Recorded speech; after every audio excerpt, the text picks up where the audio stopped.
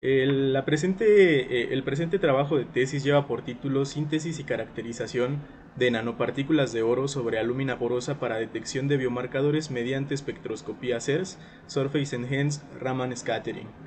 La presente presentación se divide en introducción, marco teórico, justificación y objetivos, desarrollo experimental, discusión y resultados, perspectivas a futuro y conclusiones.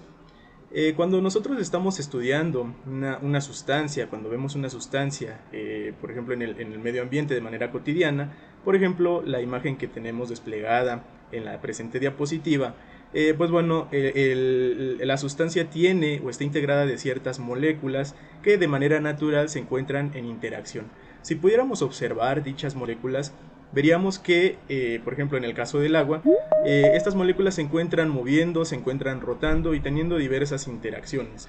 La energía de una de estas moléculas se divide en la sumatoria de la energía cinética y la energía potencial. En la literatura también podemos encontrar que la energía de la molécula particularmente se compone de cuatro componentes. La primera, pues bueno, es la energía electrónica, que constituye todas las cuestiones electrónicas en los orbitales, por ejemplo, la energía rotacional, que propiamente pues indica rotación en la molécula, la energía translacional, que es el movimiento en un espacio tridimensional de dicha molécula, y la energía vibracional, que se encuentra constituida por el cúmulo de movimientos sincronizados entre los átomos que componen a dicha molécula. Dentro de estas componentes, la componente vibracional está estrictamente relacionada con lo que es la espectroscopia vibracional y lo cual pues bueno concierne a el desarrollo del presente tema. En la energía vibracional, pues bueno, vamos a distinguir que si nosotros tenemos, por ejemplo, el modelo una molécula lineal que se constituye por dos átomos, como se encuentra representado en la animación del lado izquierdo de esta diapositiva, esta componente, pues bueno, va a estar oscilando, esta molécula va a estar oscilando en una dirección, en una dimensión también. Y pues bueno, en general, pues bueno, este esquema representa el oscilador anarmónico que justamente nos representa el cómo la energía en la parte vibracional se encuentra asociada con las moléculas. A una cantidad definida de la forma o energía vibracional lo vamos a definir como modo de vibración. Y pues bueno, ¿cómo se asocia la energía en estos modos de vibración? Si la elongación cambia, digamos, entre la posición nuclear que tenemos de referencia respecto a la posición del movimiento, entonces va a modificarse la energía. De tal manera que si la distancia en la cual se encuentra desplazándose el átomo es menor, tenemos una menor energía. Si la elongación, por así decirlo, en este modelo clásico de masa resorte es mayor, pues entonces la energía va a ser mayor. En la naturaleza, pues bueno, las oscilaciones o la manera en cómo encontramos justamente la molécula vibrando, pues no es tan sencilla como la representación que mostraba en la diapositiva anterior, sino que tenemos algo más parecido a lo que se muestra en la animación del lado izquierdo, es decir, un cúmulo de movimientos que se encuentran en un espacio tridimensional y que justamente interactúan entre ellos, de tal manera que la energía vibracional de la molécula, si nosotros pudiéramos apreciarlo de manera tridimensional como en esta animación, se vería así de complejo. Estas dos imágenes las tomé del trabajo de Porter del 2018, en donde a partir de cálculos teóricos ellos determinan justamente las contribuciones vibracionales y pues bueno, experimentalmente y teóricamente comparan estos modos de vibración. Como mencionaba, el conceptualizar estos modos de vibración de manera tridimensional pudiera ser muy complejo para tratarlos de manera cotidiana en pruebas de espectroscopía rápida. Por lo tanto, pues bueno, nos auxiliamos de algo equivalente que nos describe justamente estos movimientos, pero a través de técnicas espectroscópicas. En el caso de la imagen que tenemos desplegada del lado derecho, tenemos los modos de vibración representados por los picos que se encuentran en el espectro, de tal forma que cada pico va a constituir en el tipo de espectroscopías vibracionales un modo de vibración, que es una energía equivalente a la contribución vibracional de la molécula. En este sentido, pues bueno, estas son experimentos arrojados por espectroscopía infrarroja. Sin embargo, también tenemos la espectroscopía Raman como una espectroscopía vibracional. En el caso de la espectroscopía Raman, se tiene el trabajo de Johannes del 2013, en donde la imagen que se despliega en esta diapositiva fue tomada justamente de dicho trabajo, en donde pues bueno, se muestra de manera comparativa dos moléculas muy similares, que es la molécula de AA y la molécula de EPA, en el que la molécula EPA es el omega 3 y la molécula AA es el omega 6, que son ácidos grasos y que su estructura es muy similar, de tal forma que se integran por una base carbonada, una estructura carbonada de 20 átomos, y la diferencia entre una y otra es simplemente el tipo de enlaces que se tienen, por ejemplo un doble enlace. Son moléculas muy parecidas que a la hora de hacerle una espectroscopía Raman, que es espectroscopía vibracional, los autores de este trabajo pues señalan que en el rango del 2500 a 3000 en número de onda, pues bueno, se tiene una diferencia en la envolvente significativa, y esto es suficiente para que nosotros podamos distinguir la diferencia entre un tipo de molécula y otro tipo de molécula, simplemente por tener una diferencia de doble enlace.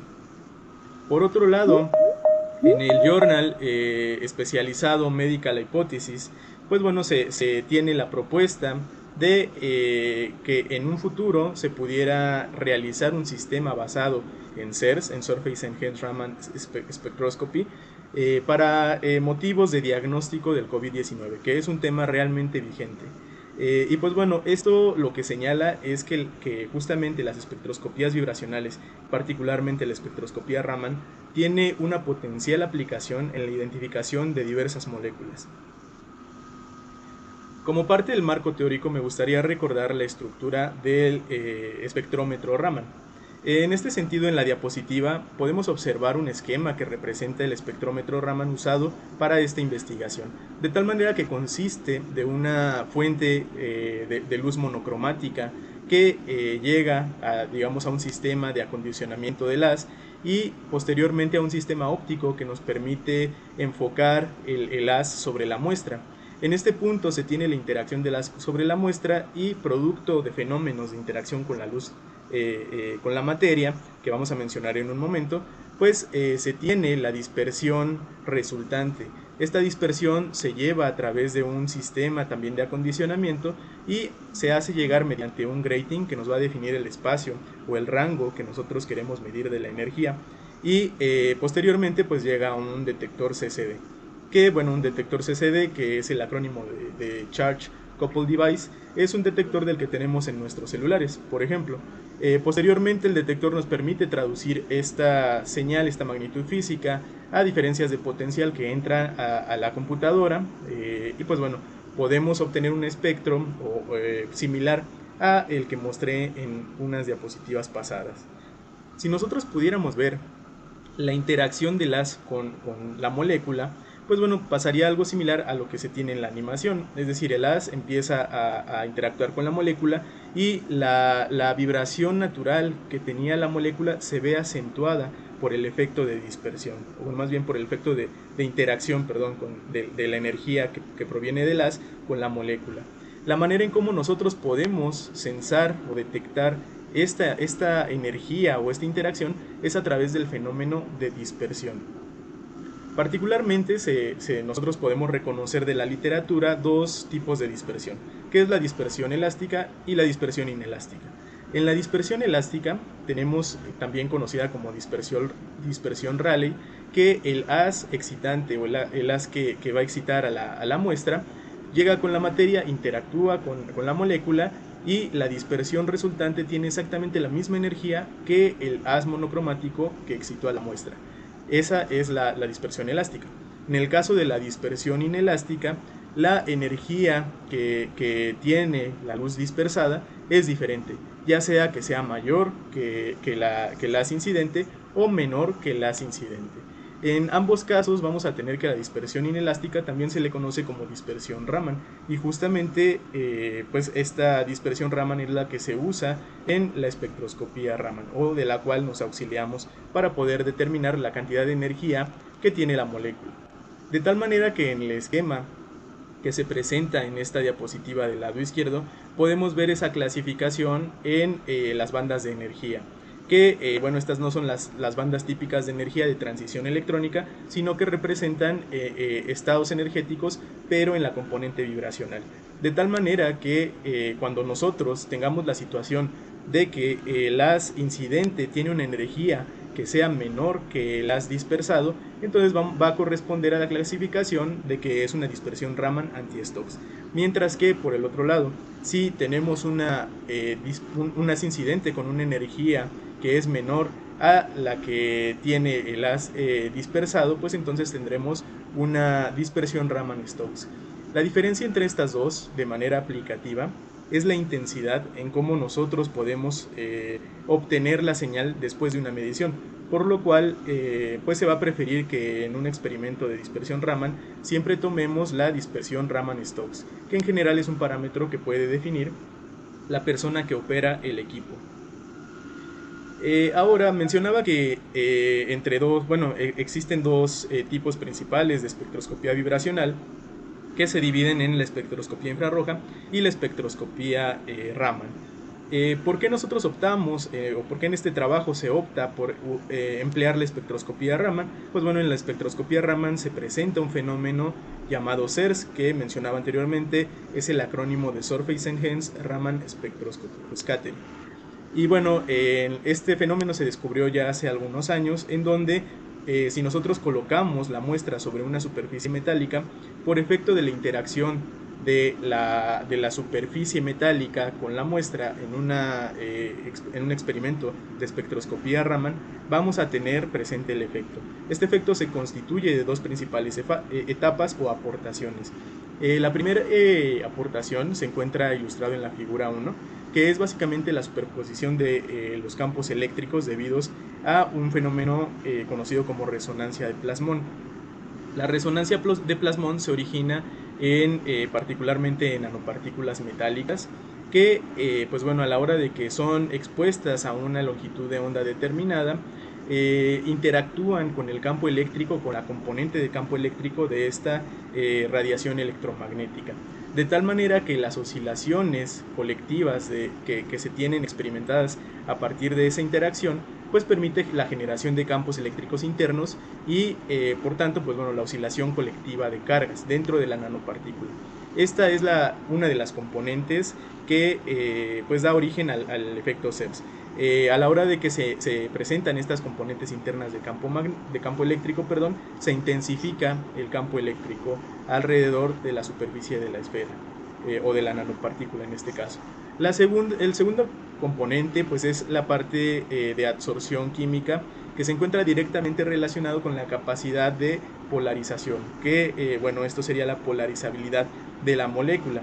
Entonces aquí podemos observar que no todas las moléculas van a responder con el mismo efecto a una medición determinada.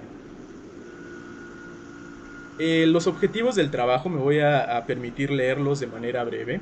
El objetivo general pues, de este trabajo es sintetizar y caracterizar las nanopartículas de oro sobre soportes porosos de alúmina para la detección de biomarcadores mediante espectroscopía Raman. Los objetivos específicos se dividen en la anodización de una hoja de aluminio en ácido oxálico para sintetizar un soporte de óxido de aluminio anodizado, al cual a lo largo de esta presentación le llamaremos con el acrónimo AAO. Y bueno, esto con la finalidad de tener poros altamente ordenados, realizar un tratamiento térmico sobre oro depositado en el soporte de alúmina por sputtering, que conoceremos como capa precursora, y esto para sintetizar nanopartículas de oro sobre dicho sustrato. Posteriormente, modificar el espesor de la capa precursora para determinar su efecto en el tamaño y en la distribución espacial de las nanopartículas sobre el soporte de alúmina.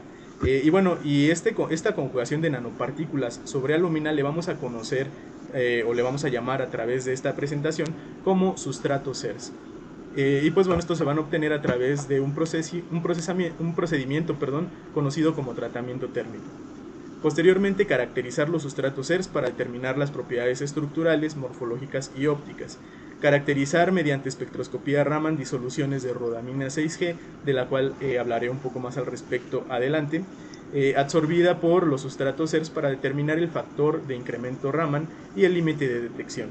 Acoplar la lectina leura aurantia, que es una proteína que también mencionaré más adelante, a los sustratos ERS para la detección de aptoglobina fucosilada. Y finalmente detectar mediante espectroscopía Raman la captura de aptoglobina fucosilada por la lectina leura aurantia acoplada a las nanopartículas de oro.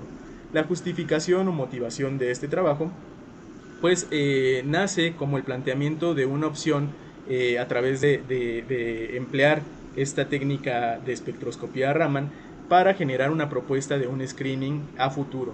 En tal sentido de que un screening pues bueno, consiste en llevar a cabo una identificación de una patología en alguna de sus etapas a una población en general. Usualmente estas metodologías llegan a ser muy caras. Un ejemplo de los screening que se estuvieron haciendo y que se están haciendo en el país pues son justamente para la detección de COVID-19. Entonces esa es el entusiasmo por la realización de esta investigación que pueda llegar a tener un impacto aplicativo en un futuro. En el caso del desarrollo experimental seguido se divide en dos etapas. La primera es la síntesis de los sustratos ERS. Comenzamos por el procedimiento de la generación de la plantilla de alúmina o el soporte de alúmina que se encuentra ilustrado en la figura 3. Se parte de una placa metálica de aluminio, se pule como se muestra en el siguiente inciso, en el inciso B de la misma figura, y posteriormente se anodiza en ácido oxálico 3 molar mediante técnicas electroquímicas. Posteriormente se deshace o se desintegra la capa obtenida de alúmina y se repite la parte de pulido del soporte, y posteriormente nuevamente se anodiza. Eso para mejorar el orden de la porosidad, como lo marca la literatura. El siguiente paso, una vez obtenida la plantilla de alúmina o el soporte de alúmina, es que se deposita una capa precursora de oro sobre el soporte. Y pues bueno, posteriormente se lleva un tratamiento térmico a 400 grados durante 15 minutos en una atmósfera inerte. En este caso fue una atmósfera de gas nitrógeno. En esta etapa es donde se varía el espesor para estudiar el efecto justamente de dicho espesor en la capa precursora, que tiene como consecuencia la generación de las nanopartículas después del procedimiento. Se estudiaron los espesores de 15 nanómetros, 50 nanómetros, 90 nanómetros, 140 nanómetros y 180 nanómetros. Finalmente, ya que se sintetizaron los soportes ERS bajo las diferentes condiciones de espesor, pues se evaluó la cantidad de diferentes cantidades molares de soluciones de rodamina para determinar el efecto ERS presente en cada una de las muestras y poder decir cuál de ellas fue aquella que mostró los resultados óptimos o la mayor eficiencia, que en este caso va a ser el término EF, que viene del acrónimo de Enhancement Factor, del cual hablaré más a detalle adelante. La segunda etapa fue la evaluación de las muestras por microscopía confocal una vez interactuadas con la proteína que mencionaba en los objetivos, que es la aptoglobina fucosilada. La intención de esta etapa fue construir la estructura que se muestra en la diapositiva, que se construye por una nanopartícula de oro, que bueno, en este caso se tuvo un arreglo de nanopartículas. En este caso el esquema muestra una sola. Esta nanopartícula está unida, o el ensamble se pretende que esté unido al silicio, la parte de silano, polietilenglicol y NHS, con la finalidad de que NHS interactúe con streptavidina. La streptavidina se adquirió marcada con FITC para poder ser vista en microscopía confocal, y se conjugó con lectina leura aurantia biotinilada. La intención de conjugarla con la lectina leura aurantia es que esta proteína tiene una alta afinidad con la fucosa, de tal manera que permite la captura de aptoglobina fucosilada con facilidad. De tal manera que el procedimiento seguido para obtener esta estructura fue el incubar los sustratos ERS ya sintetizados con silano, polietilenglicol NHS, 0.001 gramos por 1 mililitro durante 2 horas a temperatura ambiente. Posteriormente se realizó un lavado intenso en agua milicum Después de ello se incubó con streptavidina FITC en un buffer de bicarbonato de sodio 20 ml 0.1 molar y bicarbonato de sodio 80 ml 0.1 molar durante una hora. Posteriormente se realizó un lavado intenso en agua milicum. Después de ello se incubó con la lectina Leura aurantia, recordando que la biotina tiene una alta afinidad con la streptavidina. Posteriormente se realizó un lavado intenso en agua milicum y finalmente se incubó con aptoglobina fucosilada. Para ser vista en microscopía confocal se incubó con Vectashield y posteriormente se selló en un cubreobjetos. En la parte de discusión y resultados me gustaría mostrarles ahora qué fue lo que se obtuvo del procedimiento que mencioné anteriormente. De manera inicial de la síntesis o la fabricación del soporte de alúmina, en la figura 7 podemos ver los resultados de microscopía electrónica de barrido en el inciso A, espectroscopía EDS en el inciso B y difracción de rayos X en el inciso C.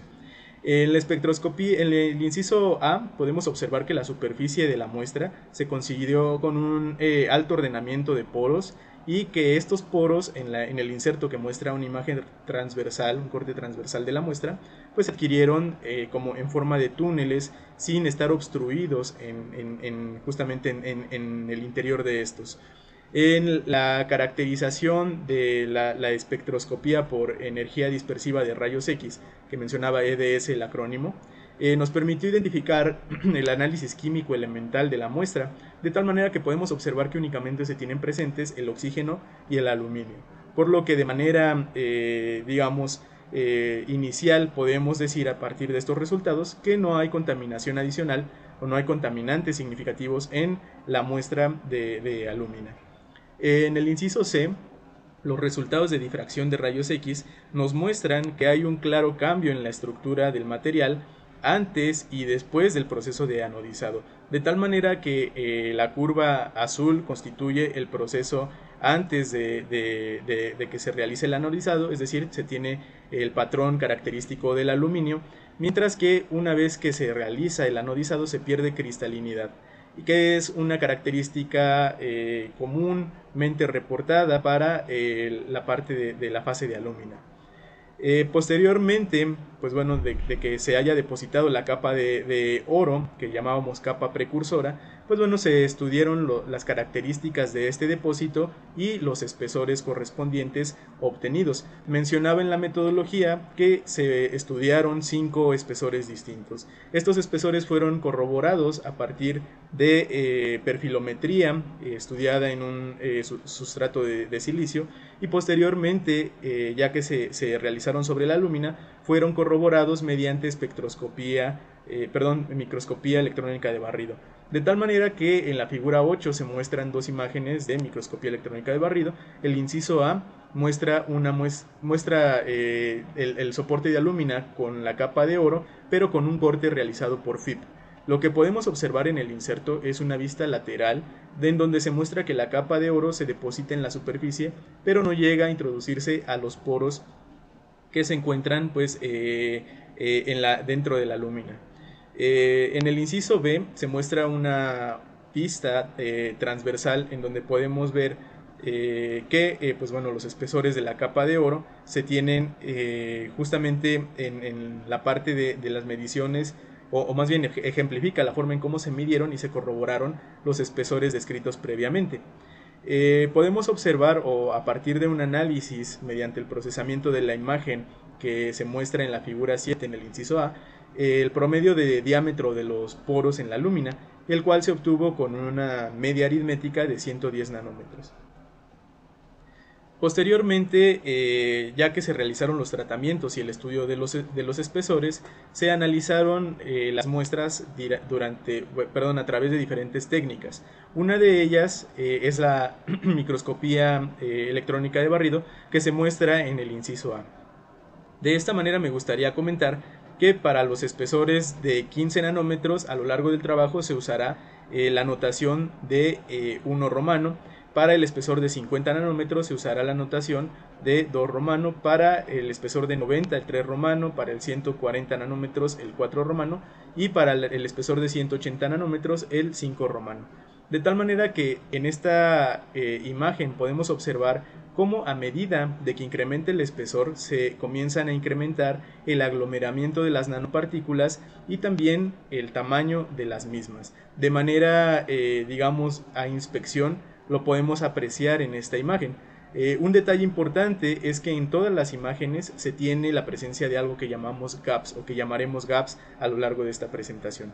Los gaps son aquellos espacios que se encuentran entre las nanopartículas de oro. Y pues bueno, en la literatura se ha discutido arduamente que justamente los gaps y la densidad de los gaps que se presentan en las muestras de oro o de plata para efectos de el empleo del efecto CERS, pues constituyen una gran contribución a la magnificación de la señal obtenida. Para corroborar justamente el aglomeramiento de las nanopartículas a medida de que incrementa el espesor, se realizó la técnica de absorbancia, que se muestra o cuyos resultados se muestran en el inciso B de la figura 9. La técnica de absorbancia típicamente se conoce en la literatura que las nanopartículas de oro tienen o exhiben en absorbancia un plasmón o algo que se le conoce como plasmón.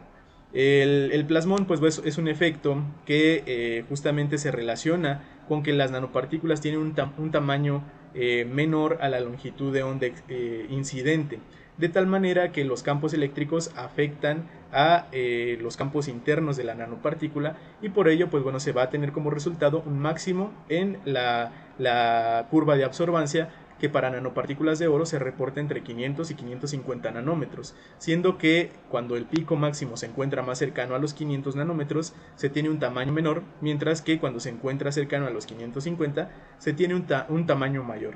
De tal manera que podemos observar en estos resultados que a medida de que el espesor incrementa de la capa precursora, el resultado de las nanopartículas es que incrementa su tamaño y que a partir de la muestra 3 pues bueno, la amplitud comienza a disminuir, como se puede observar aquí en la figura 9.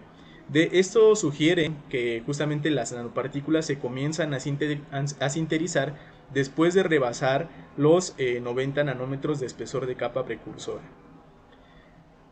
A la hora de que analizábamos las imágenes en microscopía electrónica de barrido, detectamos la formación de algo que parecieran poros. Para confirmar que la muestra o que las partículas estaban distribuyéndose de tal forma que podían originar poros dentro de la película de las nanopartículas, se procedió a retirar la película de alúmina a través de una disolución en cloruro de mercurio y posteriormente se procedió a realizar la técnica de adsorción de nitrógeno a baja presión, cuyos resultados se muestran en la figura 10. Lo que podemos observar en todas las figuras es que cuando nosotros sobreponemos la curva de adsorción y desorción, se forma una curva característica o un área característica de histéresis. Esta área característica nos habla de que la muestra efectivamente es porosa. Y justamente la forma de dicha curva de histéresis también nos da información de lo que se conoce en la literatura como morfología del poro. En este caso, la morfología del poro en todas las muestras se tiene de un tipo desordenado y en forma de gusano, como se marca, digamos, esto ya en la literatura. Por lo tanto, podemos observar que efectivamente las muestras en la película de oro tienen la formación de porosidad. Tratando de estudiar justamente la manera en cómo se formaban estas porosidades, pues bueno, se procedió a estudiar de manera detallada las nanopartículas de oro. En este sentido, nosotros podemos observar en la figura 13 los resultados de microscopía de transmisión, microscopía electrónica de transmisión en modalidad de alta resolución. La modalidad de alta resolución, pues bueno, nos permite distinguir los espacios los espacios interplanares que se tiene en un material. de tal manera que pudimos reconocer dos etapas importantes en la formación de dichos poros. Uno es la formación de nanopartículas directamente sobre el soporte de alúmina, como se muestra en el inciso A de esta figura, y el otro es la formación o el solapamiento de las nanopartículas que dan origen a la sinterización, y que posiblemente este mecanismo o este procedimiento dé origen a la formación de porosidad en la película de oro. Para estudiar la estructura de estas nanopartículas, pues bueno, se procedió a calcular la transformada rápida de Fourier de las áreas correspondientes seleccionadas en las figuras del inciso A y del inciso B. El resultado de esta transformación es la que se muestra en esta parte, en el inciso C, en donde podemos observar justamente las zonas de difracción de los planos que integran a la muestra.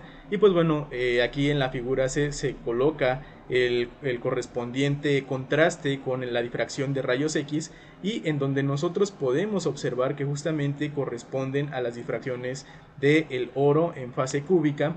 Y pues bueno, que este empaquetamiento de fase cúbica es el más estable, de acuerdo a la literatura, que es el de máxima densidad, el cúbico centrado en las caras, como se encuentra digamos ilustrado en los insertos de las figuras A subíndice 1 y B subíndice 1. Que bueno, propiamente estos son las distancias interplanares que se encuentran acentuadas gracias a un filtro que se aplicó justamente en la transformada rápida de Fourier, y cuya máscara se encuentra desplegada en el inserto de las figuras correspondientes.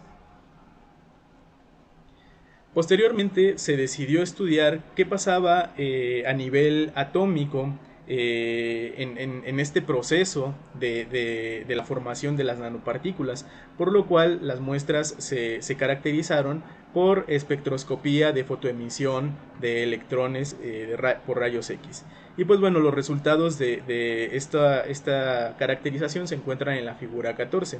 En el inciso A podemos observar el planteamiento de un experimento que se pensó en comparar una muestra procesada a 3 minutos, es decir, con un tiempo interrumpido, y caracterizar una muestra que se procesó en un tiempo completo correspondiente a la síntesis de las nanopartículas sobre la alúmina. Por lo tanto, en el inciso A podemos observar lo que se le conoce en la literatura como el survey de la caracterización de XPS de estas dos muestras, mientras que en las regiones particulares que se estudiaron, que corresponden al inciso B y al inciso C, pues se muestran las bandas de energía, las bandas de enlace, ¿verdad? Se le llaman como binding energy en la literatura, que corresponden al oro 4F, y también en el inciso C al oxígeno 1S y al oro 4P.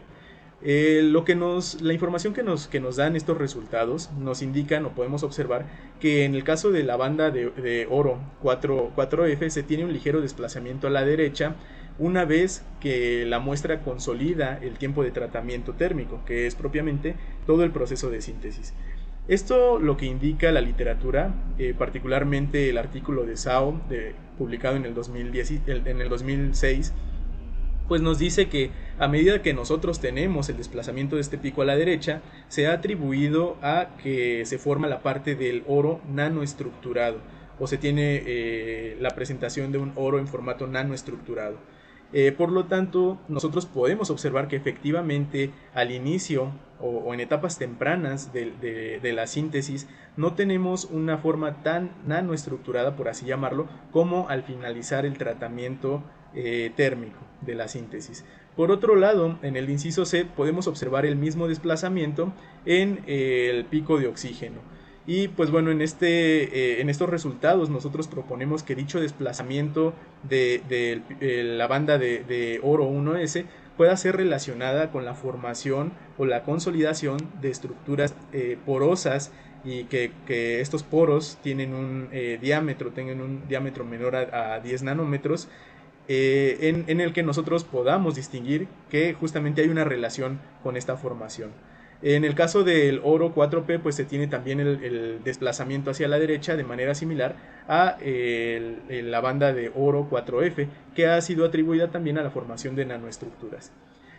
Por otro lado, en la figura D se tiene el planteamiento de un experimento diferente de caracterización por XPS, en el cual se evaluó una muestra con una película de sputtering sin ningún tipo de tratamiento térmico en ningún tiempo relacionado. Posteriormente se tiene la comparación con la muestra, un sustrato CERS-3 y un sustrato CERS-4. Recordemos que 3 tiene menor espesor de capa precursora que 4.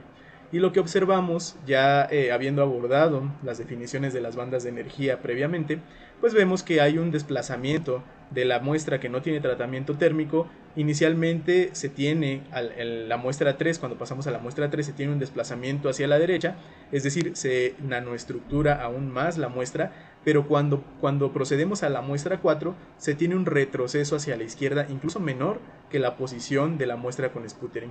Es decir, esto nos da un indicio desde el análisis a nivel elemental que propiamente la muestra se está sinterizando como suponían o como sugerían los resultados de absorbancia. El mismo fenómeno podemos observar en la parte de la formación, por ejemplo, de la banda de oro 1S, que habíamos atribuido a la formación de poros en determinado tamaño nanométrico, y el mismo comportamiento, un comportamiento similar para la banda de oro 4P. Una vez que caracterizamos las muestras o el comportamiento de muestra a través justamente de todo este proceso de formación, lo que continúa, pues bueno, es la parte de el análisis de rodamina 6G sobre el soporte de los sustratos CERS.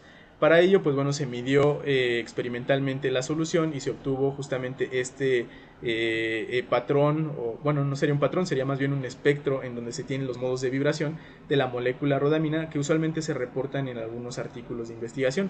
La molécula de rodamina se tiene ilustrada o se tiene representada en esta diapositiva.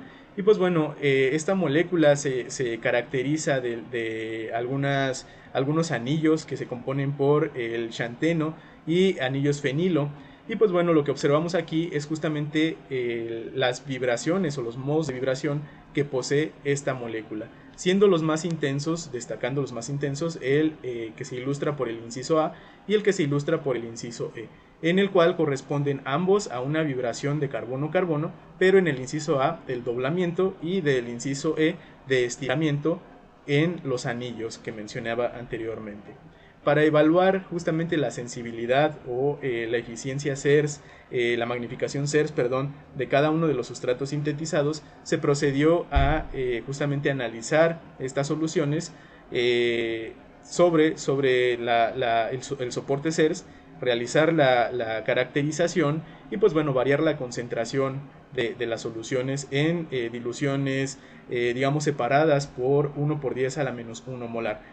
De tal manera que ahora podemos observar estos resultados. En el inciso que aparece como O se tiene la muestra control, es decir, se tiene el soporte de alúmina sin ninguna película de oro, y como resultado de esto, pues vemos que no se aprecia ningún modo de vibración relacionado a la rodamina 6G cuando se usaron diluciones de 1 × 10⁻⁻6 hacia arriba.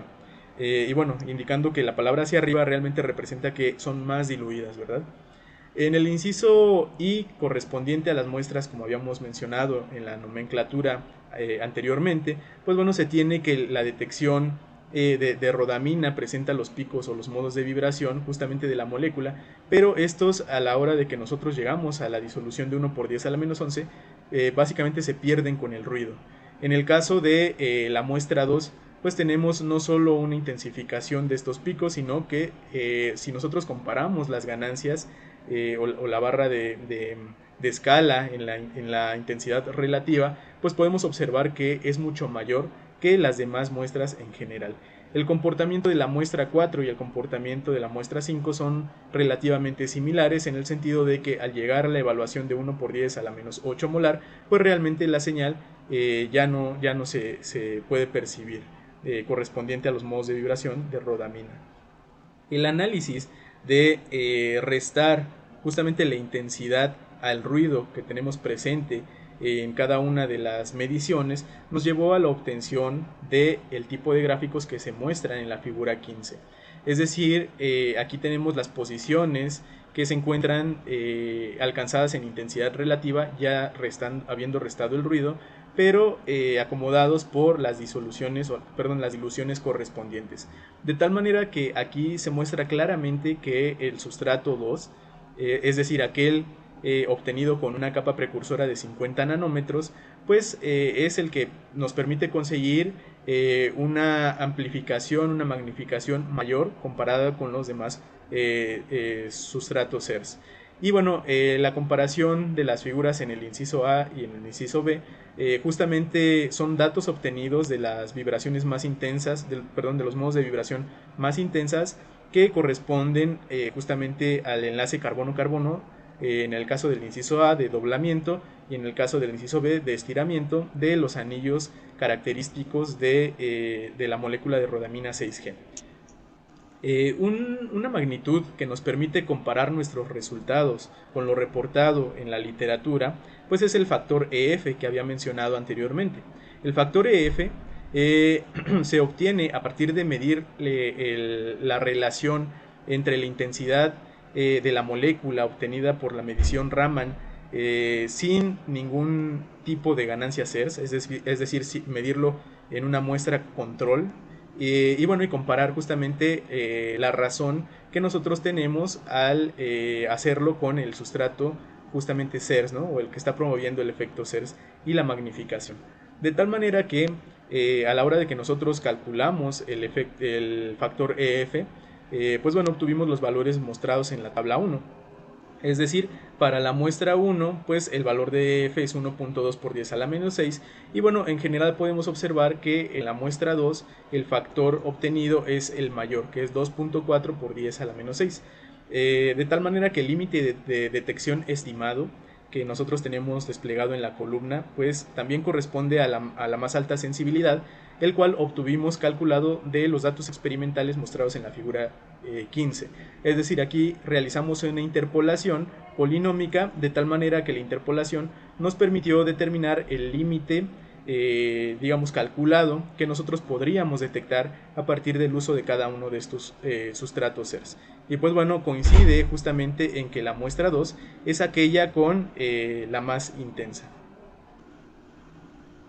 Posteriormente, para estudiar el efecto o la influencia que tenía la lúmina justamente en el efecto CERS y en la formación de las nanopartículas, se realizó un experimento complementario reproduciendo las características del sustrato más eficiente conseguido con las características, o más bien sustituyendo la lúmina con un sustrato de silicio. De tal manera que en la figura 16 podemos observar dichos resultados. En la figura 16 nosotros tenemos en el inciso A la imagen en microscopio electrónico de barrido, en donde podemos observar que, a diferencia de los soportes de alúmina, cuando se sustituye por un soporte de silicio se forman nanopartículas a manera de islas, en donde se tienen dos distribuciones de tamaños diferentes, ¿no? Si podemos observar, hay unos puntos muy pequeños en esta parte distribuida que corresponde a la primera distribución, mientras que algunos puntos más grandes, alrededor de los 100 nanómetros, corresponden a la segunda distribución. El conjunto de imágenes de B a la E dentro de esta figura constituye el análisis elemental justamente de esta muestra, en donde podemos observar pues que también se tiene el componente de silicio, que está ilustrado por el color rojo, el componente de oro en amarillo, y pues bueno, el merge, que significa básicamente la superposición de estas señales, pues podemos observar que únicamente tenemos la parte de silicio y oro, por lo que la limpieza se respeta en este procedimiento. A la hora de que realizamos el análisis de manera similar al evaluar las disoluciones de la rodamina 6G a través pues bueno, de una disolución de 1 por 10 a la menos 1 molar en este tipo de sustrato, pues observamos que realmente después de 1 por 10 a la menos 5 molar, es decir, 1 por 10 a la menos 6 molar, nos cuesta trabajo distinguir los modos de vibración de la rodamina, a pesar de que también aparecen cuando se usan determinadas concentraciones molares mayores. Por lo tanto, podemos observar que la ganancia CERS brindada por este sustrato no es equiparable con el de la lúmina. Tratando de explicar el motivo de estas diferencias, pues bueno, podemos observar que en el caso el soporte de silicio nos permite tener una configuración a manera de isla, y el soporte de alúmina nos permite tener una configuración tridimensional que tiene múltiples gaps, o lo que llamábamos gaps, en un inicio. Por lo cual atribuimos que la formación de estos gaps es justamente lo que permite que los sustratos que fueron formados a partir de alúmina presenten una intensidad tan alta.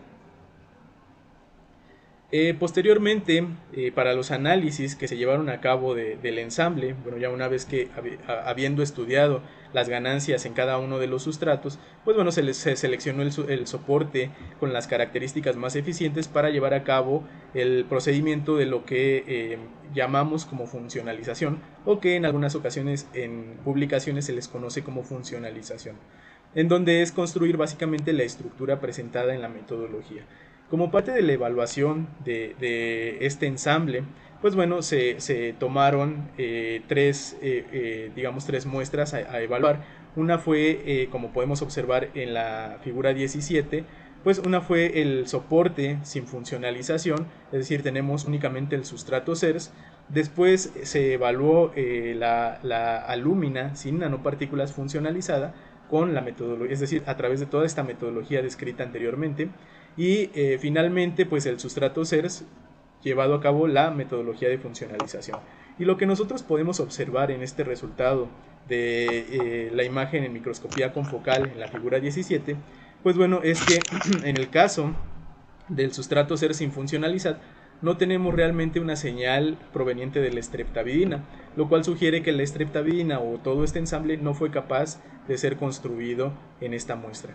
Posteriormente, y bueno, esto tiene sentido porque no se introdujo streptavidina a la muestra. Posteriormente se realizó la funcionalización con el soporte de alúmina sin nanopartículas, y podemos observar que realmente la señal es escasa, es muy pobre, de tal manera que podemos ver que no se logró una funcionalización adecuada.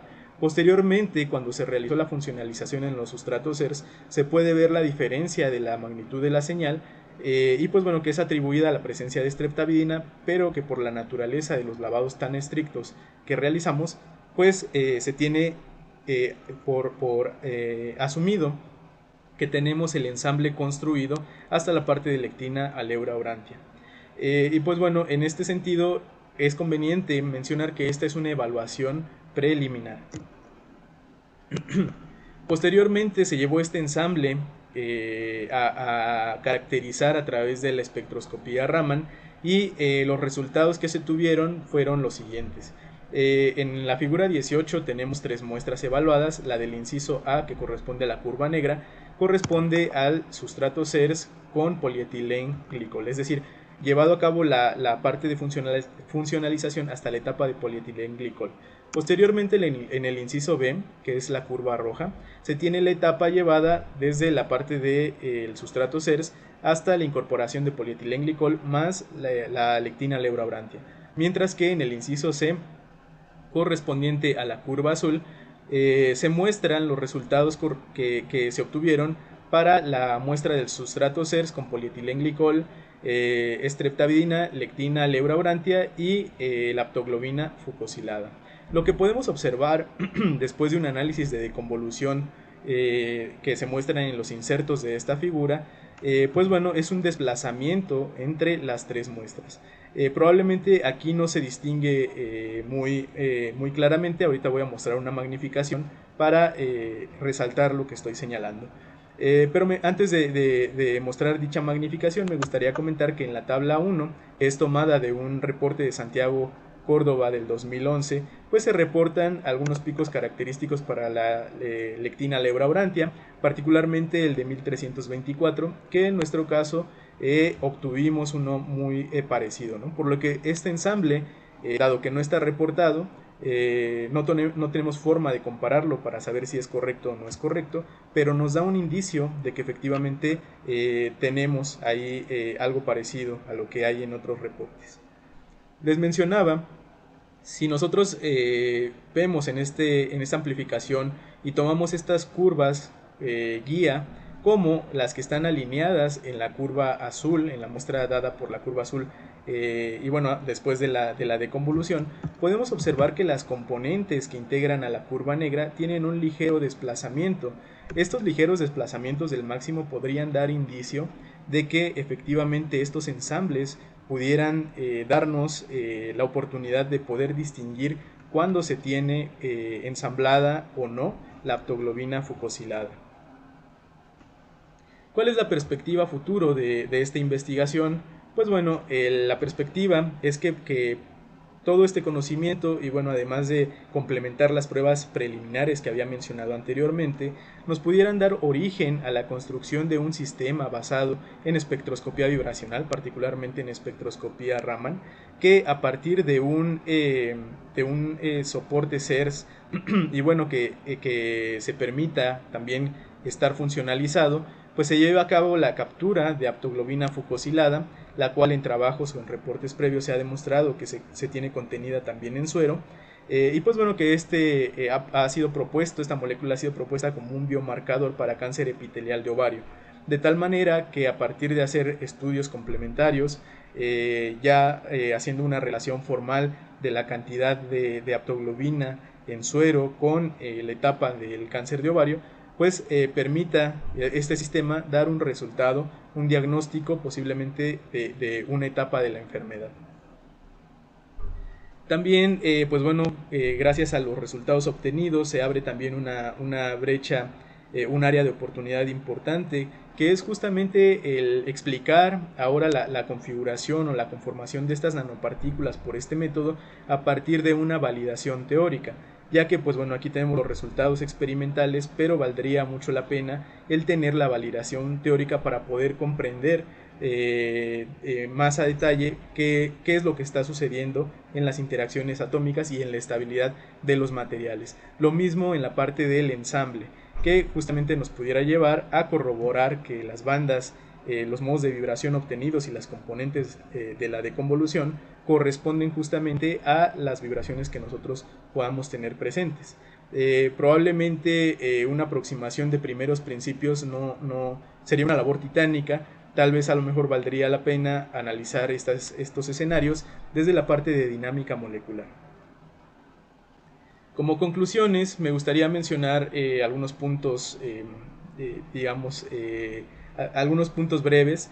Se tiene que el soporte de alúmina, pues bueno, a diferencia del soporte de silicio, tiene una influencia directa sobre las propiedades físicas y sobre el efecto CERS de la capa de nanopartículas de oro, como demostraron los resultados. El espesor de la capa precursora de oro en el soporte de alúmina permite la mejora en la dispersión Raman. También se encontró que el espesor de la capa precursora de oro en el rango de 15 a 90 nanómetros, es decir, en 50 nanómetros de los espesores que se estudiaron, es el óptimo para obtener un factor de incremento EF máximo. El fuerte efecto CERS es una consecuencia directa sobre la redistribución de las nanopartículas de oro y la formación de porosidad en la capa de oro. Esto está ligado debido a lo que mencionábamos de la formación de los gaps en la película de oro, que bueno, estos gaps constituirían, de acuerdo a los resultados por absorción de gas a baja presión, constituirían parte de la porosidad de la muestra, particularmente de la capa de oro.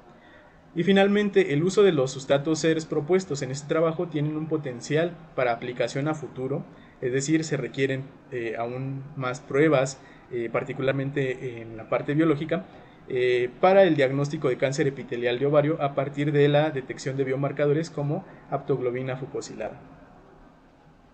Dentro de los productos de investigación, este año pues bueno, se realizó la publicación de un artículo en la revista Applied Surface Science.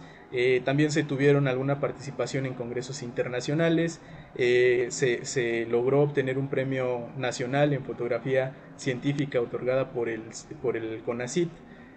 Y pues bueno, agradecimientos. La lista de agradecimientos es sumamente extensa. Yo creo que llevaría más tiempo que la presentación que acabo de brindar. Me gustaría de manera muy breve agradecer principalmente a estas tres instituciones, primeramente al CINVESTAB por permitir justamente el desarrollo de este trabajo en sus instalaciones, al CONACYT por todo el aporte a la ciencia a través de sus múltiples programas de fomento justamente a la actividad científica, al Instituto Politécnico Nacional. También me gustaría agradecer a múltiples personas, particularmente a los miembros del comité que estuvieron retroalimentando este trabajo a lo largo de sus múltiples etapas. Dentro de ellos, pues bueno, a mis directores, la doctora Patricia Talamás, el doctor Salvador Gallardo por sus múltiples enseñanzas, mis compañeros del laboratorio 9 que también compartieron sus experiencias en la parte biológica conmigo y me tuvieron bastante paciencia, a mis compañeros del Biosimbes que también siempre me han brindado su apoyo y pues bueno, a mis familiares y amigos, ¿verdad?, que han sido sustento para que de manera personal todo esto se haya llevado a cabo y me encuentre en la etapa en la que me encuentro ahora. También a la coordinación, doctor Cabañas, por su facilidad en los procesos, y a Yasmín, que es la secretaria del programa, por su apoyo en las múltiples tareas administrativas que generalmente son muy cansadas. Finalmente, agradecerles a todos ustedes por su atención y por brindarme un poco de su tiempo para escuchar esta plática. Muchas gracias.